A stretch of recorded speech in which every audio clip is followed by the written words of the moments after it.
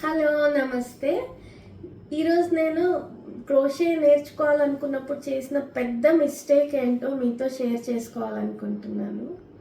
నేను సొంతగా నేర్చుకుంటాను అని చెప్పి యూట్యూబ్ ట్యుటోరియల్స్ తీసి స్టార్ట్ చేశాను. కానీ అప్పుడు అంత అర్థమయ్యేది కాదు.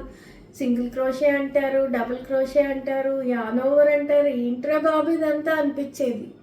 తర్వాత కొంచెం అర్థం చేసుకొని చేసినా కూడా మంచి ఎడ్జింగ్ వచ్చేది కాదు, అంత అనీవెన్గా వచ్చేది.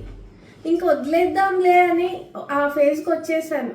కానీ ఏదైనా చెయ్యాలి అనుకున్నప్పుడు వదిలేసే మనస్తత్వం కాదు నాది.